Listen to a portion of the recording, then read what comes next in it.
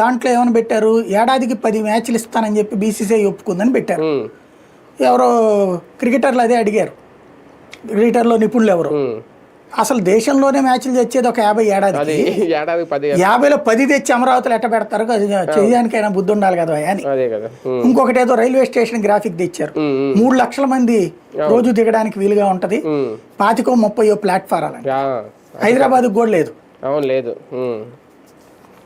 ఇలాంటి తప్పుడు ప్రచారాలే అప్పుడు కూడా చేశారు. అమరావతి మంచి రైల్వే స్టేషన్ పెడుతున్నావా, అమరావతిలో ఇంటర్నేషనల్ ఎయిర్పోర్ట్ పెడుతున్నావా అంటే మంచిదే, తప్పులేదు. కానీ అబ్బో అసలు ప్రపంచంలోనే నెంబర్ 1, లేకపోతే అసలు ముల్లోకాల్లో నెంబర్ 1 అని రాసామనుకోండి, అతి అవుతుంది. ఈ అతి ఇక్కడ అమలు కాక ఇక్కడ వాళ్ళు ఓటేలా, అంతా ఇక్కడే పెట్టుకున్నారని అవతల వాళ్ళు ఓటేలా, అంటే అదే అతి అనుకుంటే ఇప్పుడు అంతకు మించి అవుతుంది కదా నేను అనేది. అప్పుడు జరిగింది అది. అది చూశాక ఇతనేమి బాధ్యతాయుతంగా చెప్పాడు, అమ్మ నేను అంత ఖర్చు పెట్టలేను కాబట్టి విశాఖపట్నం నుంచి అని. ఇతను అది చేసింది ఏంటి, రోజుల తరబడి ఏళ్ల తరబడి సాగదీశాడు. దాంతో రాజకీయ ప్రయోజనం పొందాలనుకున్నాడు, దెబ్బతిన్నాడు.